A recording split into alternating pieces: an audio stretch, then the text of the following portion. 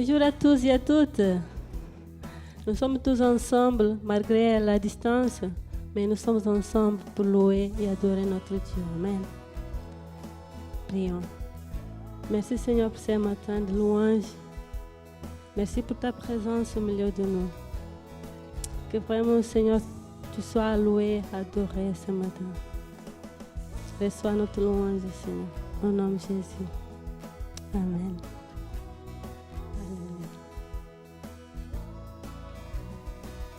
Je vais vous lire Psaume 23.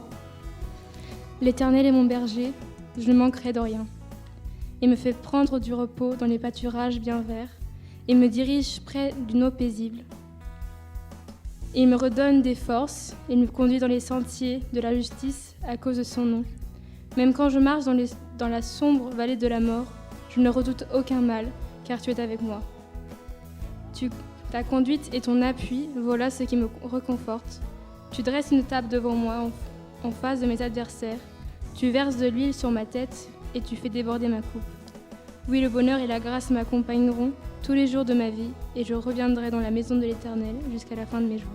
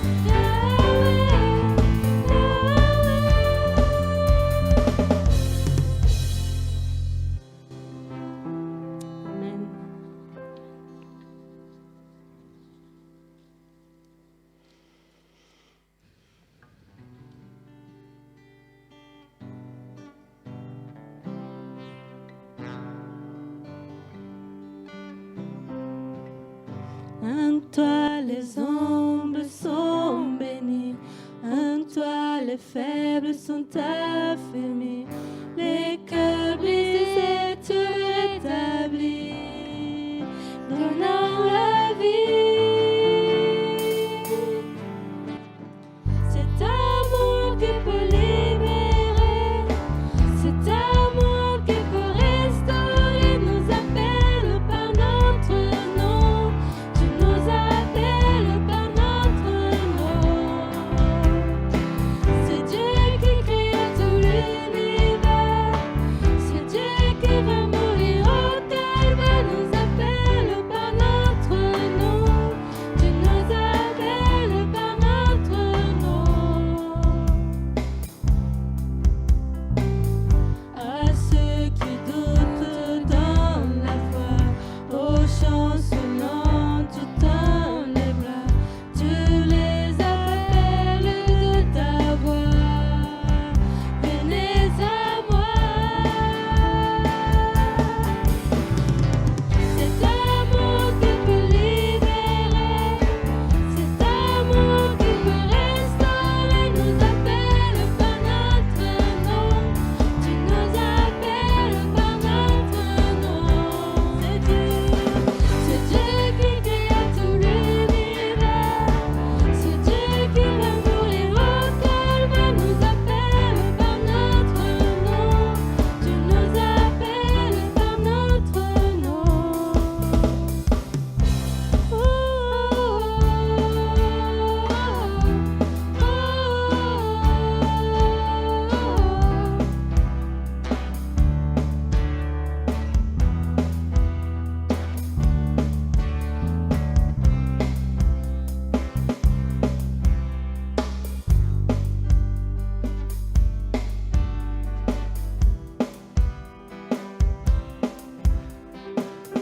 De ta voix, tu nous appelles à la croix. De ta voix, tu nous appelles à la croix. De ta voix, tu nous appelles à la croix. De ta voix, tu nous appelles à la croix. Cet amour qui peut libérer, cet amour qui peut restaurer, nous appelle par notre nom. Tu nous appelles par notre nom. C'est Dieu qui crée tout l'univers, c'est Dieu qui va mourir au calvaire, nous appelle par notre nom. Tu nous appelles par notre nom.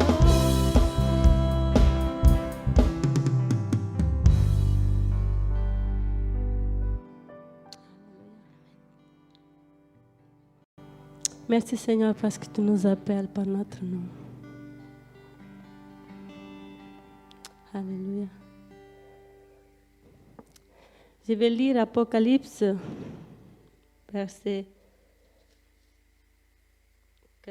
chapitre 1, versets 7-8.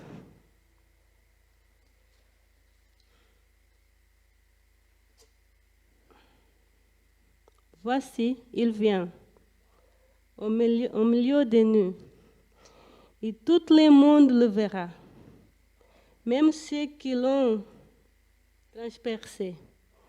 Et toutes les familles de la terre se lamenteront à cause de lui. Oui, Amen. Moi, je suis l'alpha et l'oméga, dit le Seigneur Dieu, celui qui est, qui était et qui vient, le Tout-Puissant. Amen. Il est alpha et l'oméga, le premier et le dernier. Amen.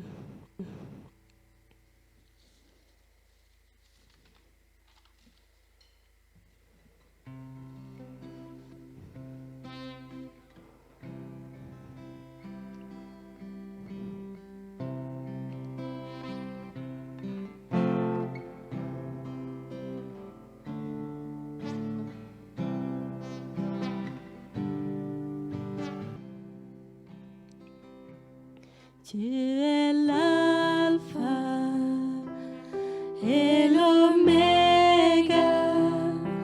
Nous t'adorons, Seigneur. Tu es digne de louange. Tu es l'alpha et l'oméga. Nous t'adorons, Seigneur. Tu es digne de louange. Nous te rendons, nous te rendons toute la gloire. Nous t'adorons, Seigneur. Tu es digne de louange. Nous te rendons toute la gloire.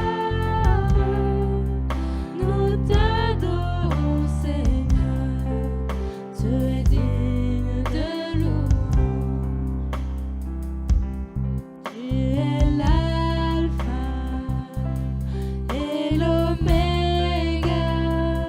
Nous t'adorons, Seigneur. Tu es digne de louange. Tu es l'alpha. Tu es l'alpha et l'oméga. Nous t'adorons, Seigneur. Tu es digne de louange. Nous te rendons toute la gloire. Nous t'adorons, Seigneur. Tu es digne de louange. Nous te rendons toute la gloire. Nous t'adorons, Seigneur. Tu es digne de louange. Nous te rendons toute la gloire. Nous t'adorons, Seigneur. Tu es digne de louange. Nous te rendons toute la gloire. Nous t'adorons, Seigneur. Tu es digne de louange. Nous t'adorons, Seigneur. Tu es digne de louange. Nous t'adorons, Seigneur. Tu es digne de louange.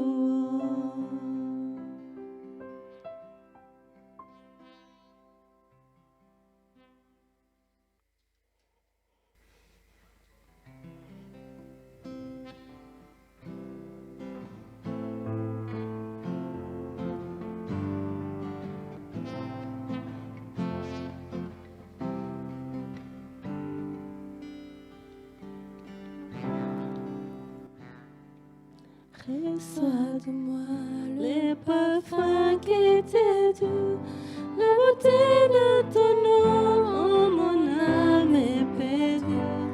Je veux n'être qu'à toi. Jésus, je t'aime. Reçois du peu que je trouve à donner, tout l'amour que mes yeux n'ont pas su te montrer.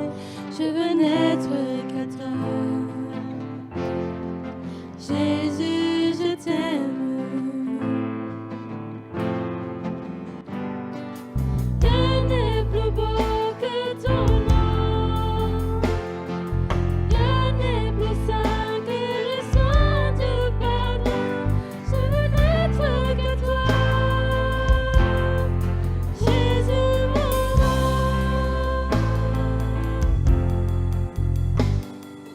Je ne veux rien que vouloir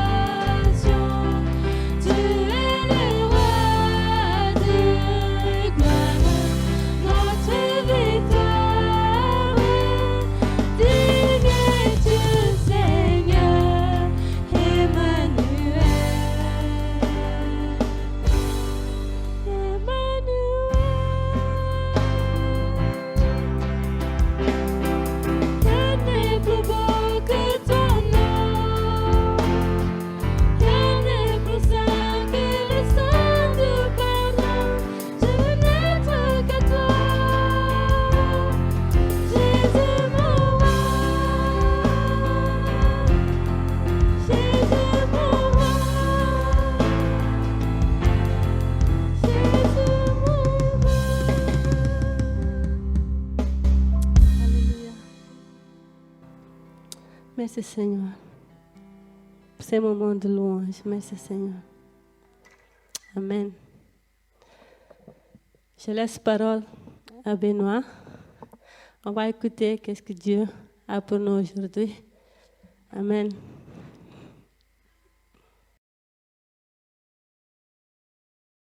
Merci à Lydia, Clara, Lise et Malek de nous avoir conduits dans la louange de notre Dieu. Bonjour à chacun. J'espère que vous vous portez bien. Si ce n'est pas le cas, je prie que le Seigneur vous encourage à travers ce message. Ce matin, j'avais à cœur de parler de notre relation avec Dieu, de la relation de l'être humain avec Dieu. Lui qui est l'être auquel l'humanité s'est le plus adressée depuis la nuit des temps. Aujourd'hui encore, des millions de personnes font monter des prières vers lui. Et pourtant, peu de ces personnes, il me semble, le connaissent vraiment.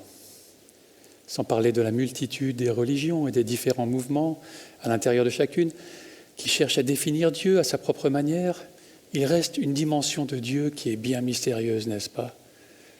Même pour ceux qui en ont eu une expérience indéniable.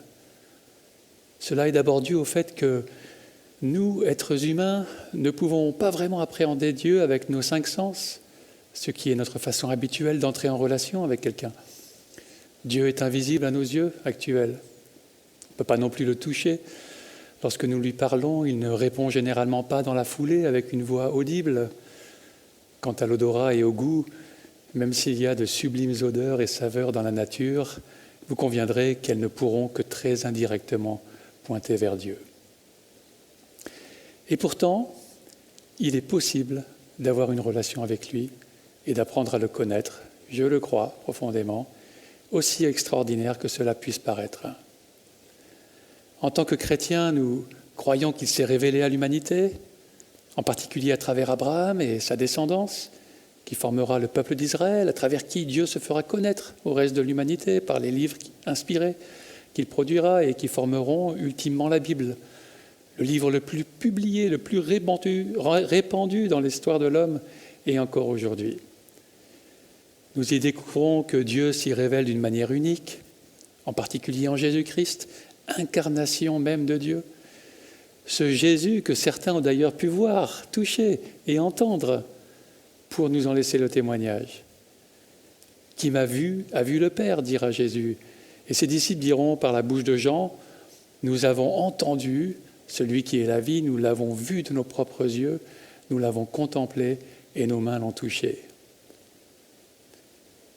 C'est par Jésus que Dieu offrira à l'humanité le moyen de rétablir une relation juste avec lui-même, avec le pardon de notre mauvaise attitude envers lui, en nous réconciliant avec lui et en nous accordant la vie éternelle. Rien que ça. Je connais tout cela et c'est merveilleux. Peut-être bien que vous aussi.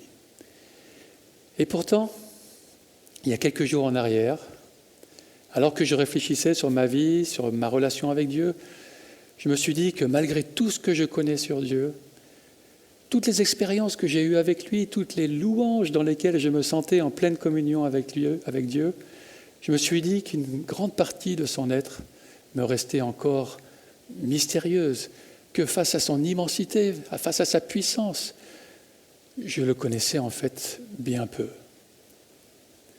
Parfois je le sens si proche, si intime, et parfois je le sens si éloigné de moi.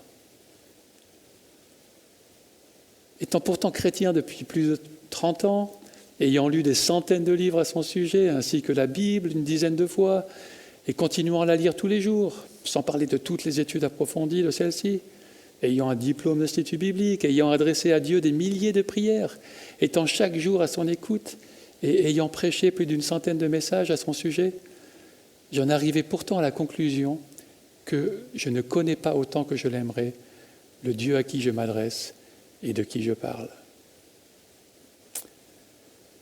Je dois dire que cette réalisation m'a un peu abattu, avec en plus la pensée qu'a priori je n'arriverai pas à mieux le connaître simplement en continuant ainsi, à plus lire et en faisant plus d'études, si je n'y suis pas déjà arrivé maintenant.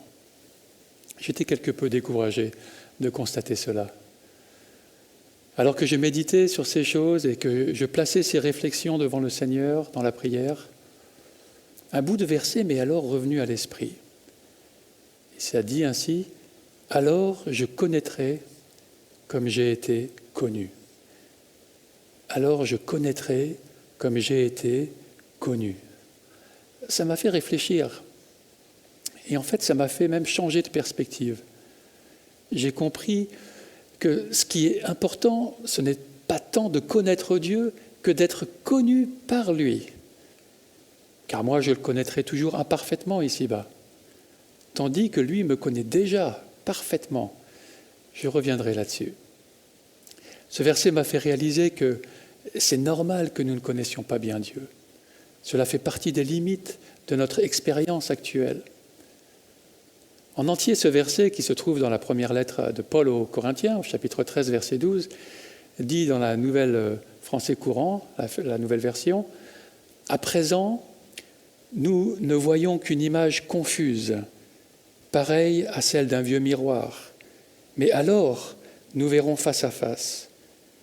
À présent, je ne connais que de façon incomplète, mais alors je connaîtrai complètement, comme lui-même me connaît. »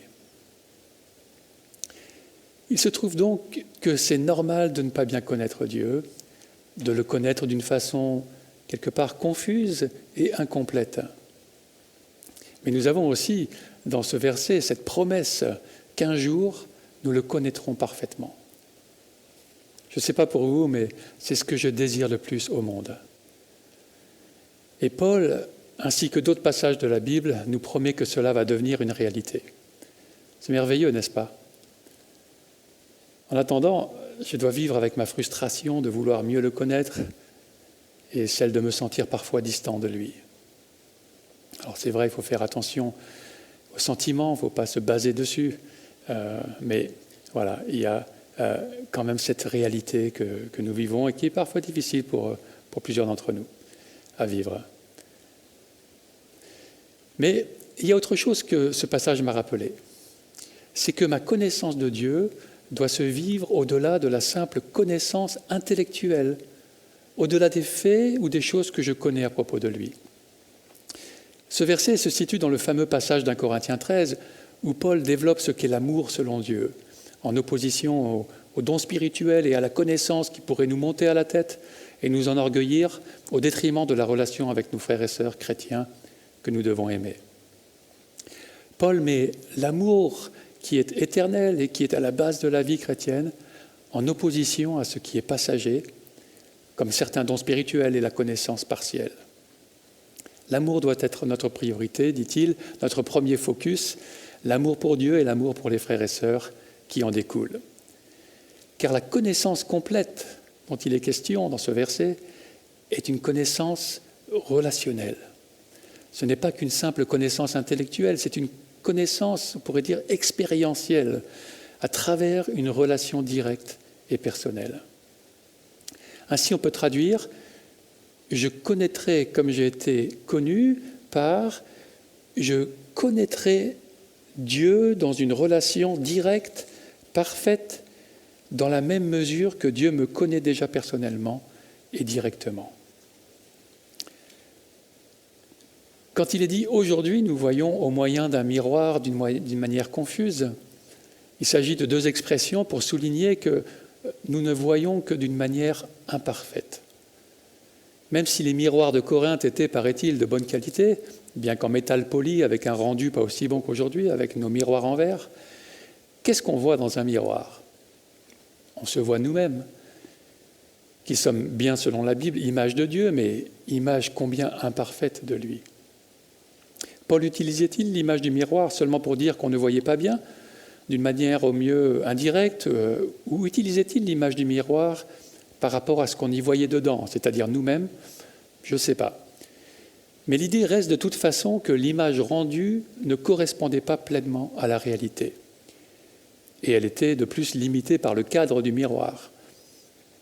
Quant à la manière confuse ou obscure avec laquelle nous voyons selon ce verset, c'est une traduction d'un mot grec qui a donné notre mot énigmatique. C'est ainsi en énigme que nous voyons Dieu. Nous ne le voyons donc que d'une manière indirecte, imparfaite et partielle, quelque part énigmatique. Mais ce que nous pouvons discerner de Dieu aujourd'hui a pourtant déjà la capacité de nous transformer, et il ne faut pas sous-estimer cela.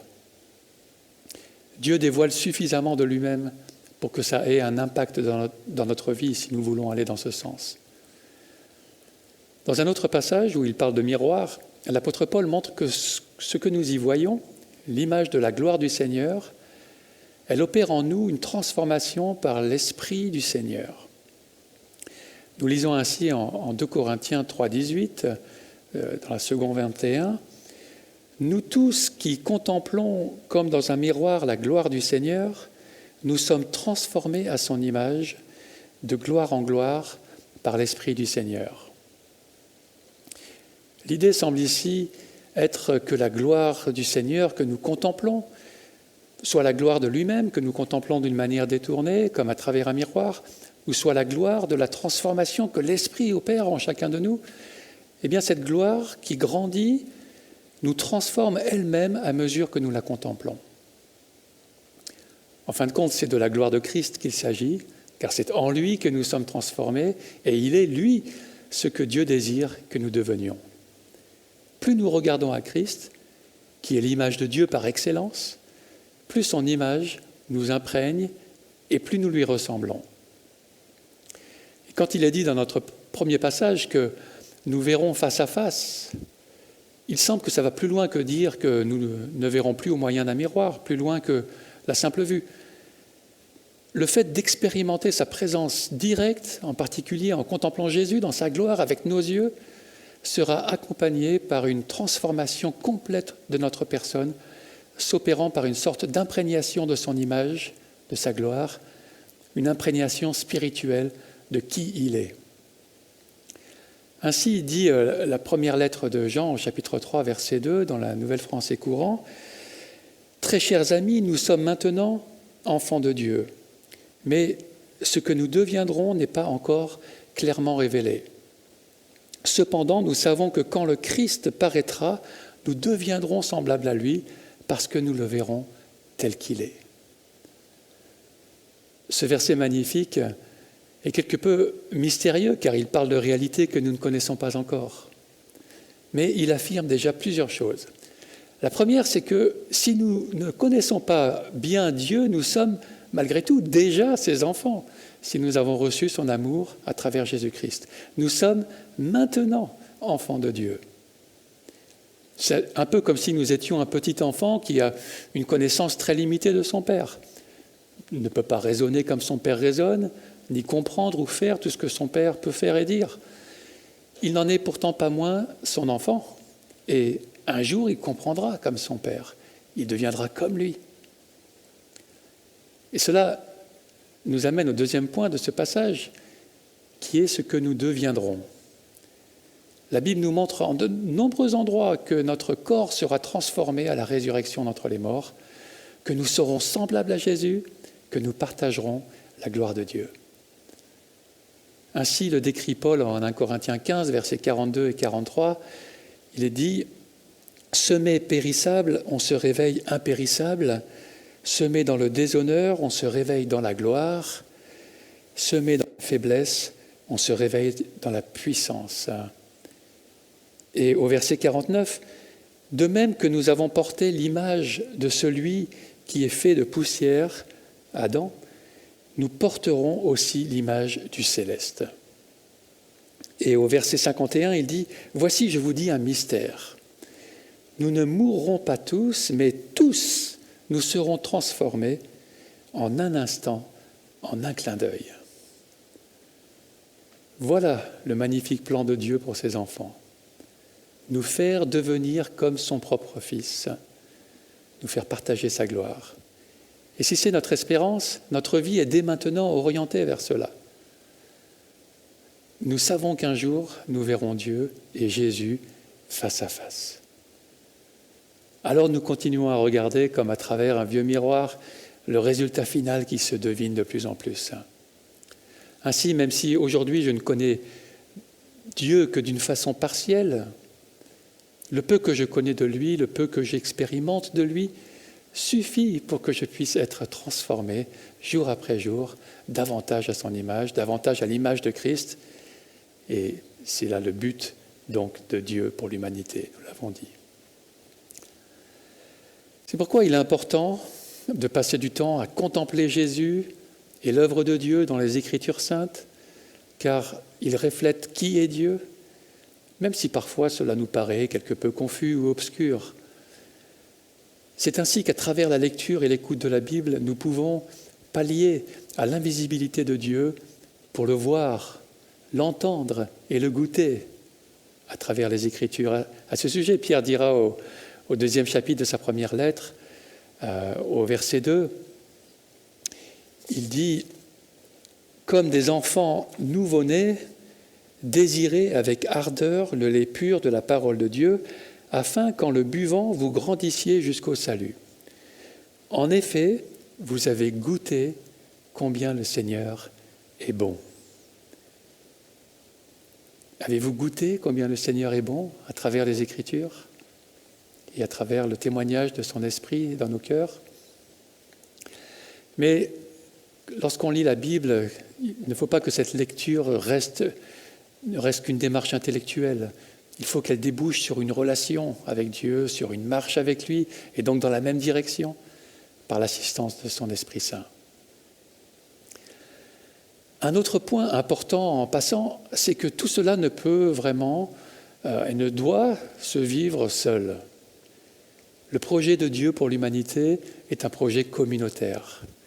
L'Église que Jésus bâtit est une assemblée qui forme un corps dont il est la tête, chaque membre étant interdépendant des autres, profitant de leurs particularités et apportant la sienne aux autres.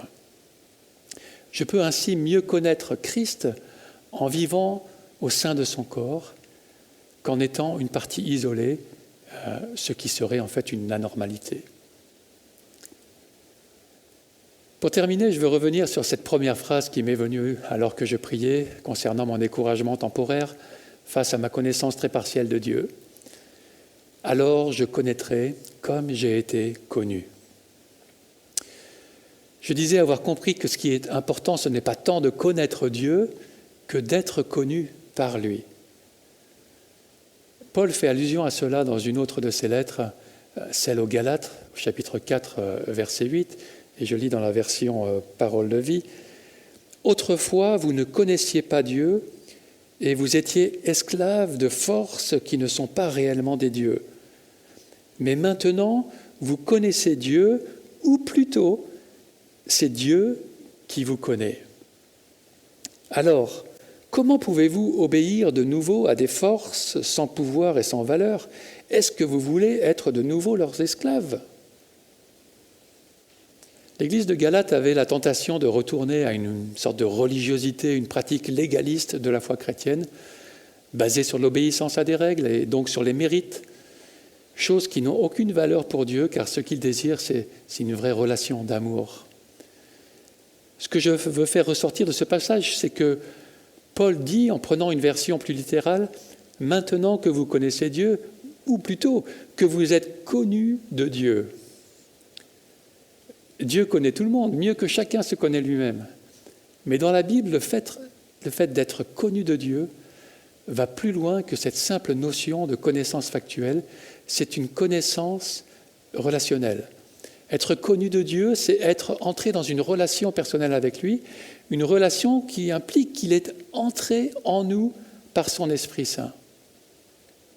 Cette connaissance que Dieu a de nous, une connaissance par visitation, par sa présence en nous, comme étant des temples où habite son esprit, est bien plus importante que la connaissance partielle que nous pouvons avoir de lui. C'est de cette présence de Dieu en nous, par son esprit, que dépend notre salut. Est-ce que l'amour de Dieu est dans nos cœurs, même si nous ne le voyons pas directement ?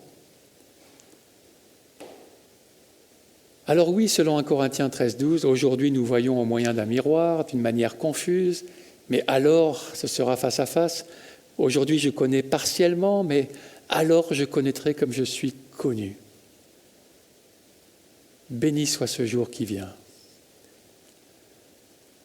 La prière que je vais adresser à Dieu maintenant pour nous tous n'est pas une prière spontanée, une fois n'est pas coutume, et par cela je fais un petit clin d'œil à Georges, mais une prière profondément basée sur la Bible que Don Carson a adressée à Dieu à la fin de l'un de ses livres pour ses lecteurs, et je la trouve très appropriée pour nous maintenant. Je veux la prier pour nous tous qui venons de vivre ce message sur la connaissance de Dieu et le fait d'être connus par lui.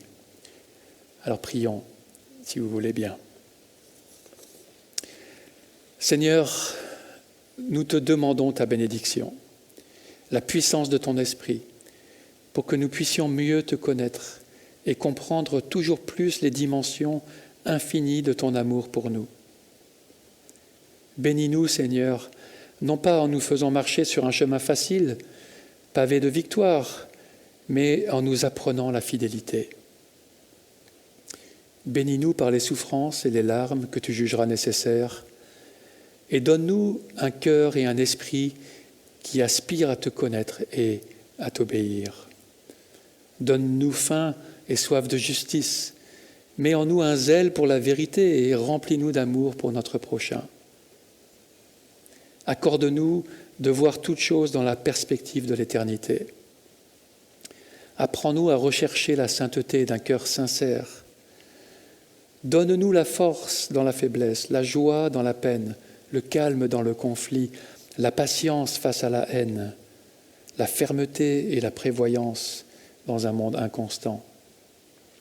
Nous te supplions, Dieu saint et miséricordieux, de nous utiliser pour que beaucoup d'hommes et de femmes apprennent à te connaître et à t'aimer vraiment.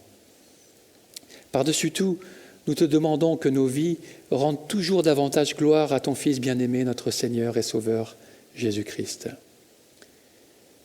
Que le Dieu de paix, qui a fait revenir d'entre les morts notre Seigneur Jésus, le grand berger des brebis que nous sommes, et a scellé de son sang l'alliance éternelle, qui nous rende capables de faire le bien sous toutes ses formes pour que nous accomplissions sa volonté.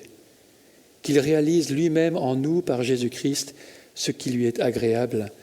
À lui soit la gloire pour l'éternité. Amen. Alors il n'y a vraiment personne comme Jésus, n'est-ce pas? Et c'est avec ce dernier chant que nous voulons le célébrer tous ensemble.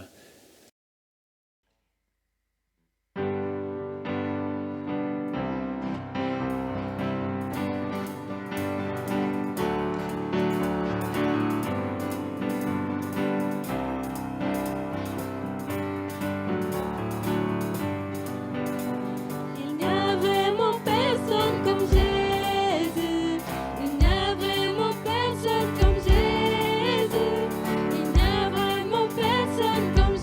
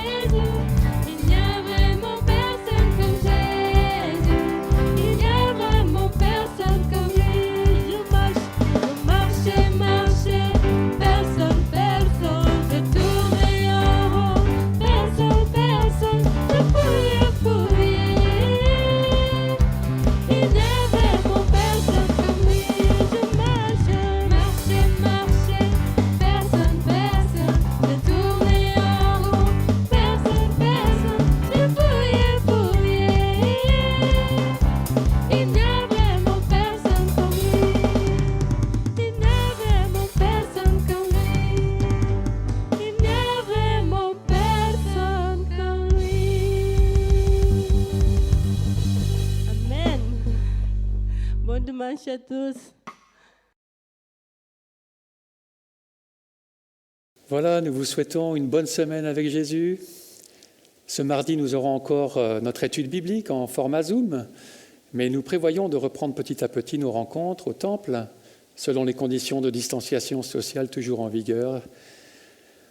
Et cela a fait que ça limite les capacités d'accueil qui doivent se faire selon des règles très précises, comme le lavage des mains à l'entrée, avec le port du masque obligatoire, la distance d'1 mètre à préserver, voilà, la désinfection des lieux où nous allons.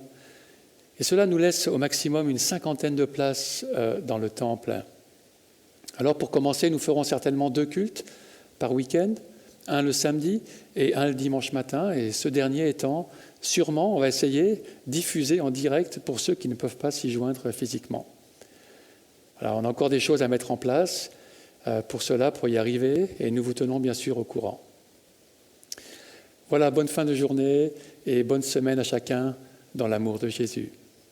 Coucou l'église, que Dieu vous bénisse. Vous allez bien? Bonjour à tous. Vous me manquez, j'ai hâte de vous revoir. Je vous fais des gros bisous. Que Dieu vous bénisse. À bientôt. Merci pour toutes vos prières, les frères et sœurs. Et je vous remercie vraiment à travers aujourd'hui cette épreuve. Mais je compte sur vos prières et sur l'amour de Dieu et la paix de Dieu. Merci vraiment pour tout ce que vous priez, le temps que vous passez aussi à me téléphoner ou à me dire bonjour. Je vous remercie infiniment, mais on a confiance avec Dieu. C'est lui qui sait quand est-ce qu'on partira ou on restera. Amen. Merci. Eh bien, bonjour à tous, un petit coucou de la Mayenne ensoleillée et fleurie.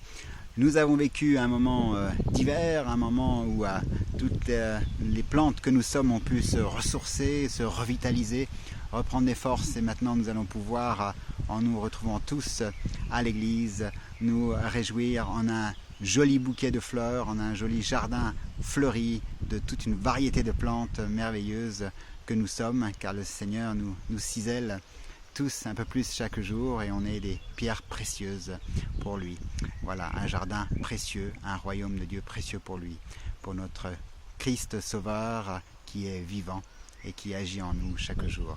Soyez bénis, à très bientôt, au revoir. Salut toute l'église, on voulait dire bonjour et saluer tout le monde. Depuis Balazé. Bonjour les filles. Vous me manquez, j'ai hâte de vous revoir. Je vous fais des gros bisous. Que Dieu vous bénisse.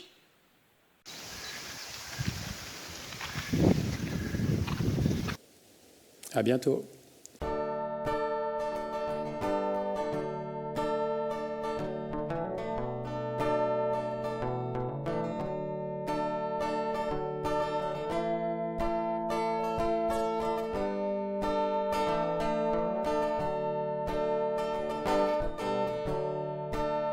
Bien avant que le jour se lève, bien avant que la nuit s'achève, avant que mes yeux ne s'ouvrent, avant que je ne te trouve, tu étais là, tu es là, tu seras toujours là. Bien avant que le jour se lève, bien avant que la nuit s'achève, avant que mes yeux ne s'ouvrent, je ne te trouve, tu étais là, tu es là, tu seras toujours là. J'ai tant besoin de toi, attire-moi à toi, viens diriger mes pas.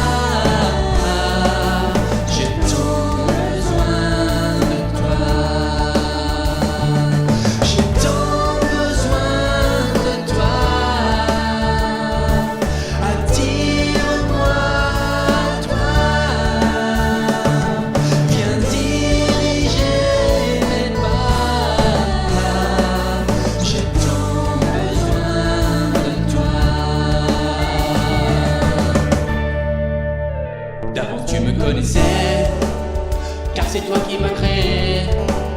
D'avance ma vie tu la sais, car c'est toi qui l'as gravée. Tu es là, tu penses à moi, tu prends soin de moi. J'ai tant besoin de toi. Attire-moi à toi. Viens diriger mes pas. J'ai tant besoin de toi. J'ai tant besoin de toi. Attire-moi à toi. Viens diriger mes pas. J'ai tant besoin de toi.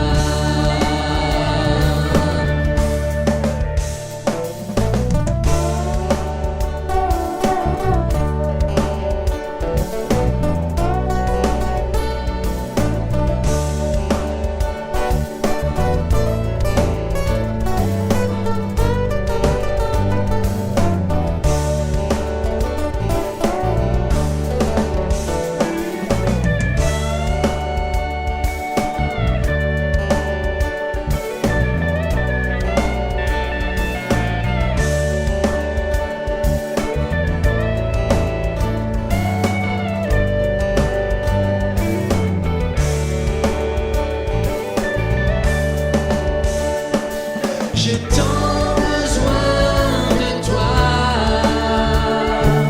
Attire-moi à toi. Viens diriger mes pas. J'ai tant besoin de toi. J'ai tant besoin de toi. Attire-moi à toi. Viens diriger mes pas. J'ai tant besoin de toi. J'ai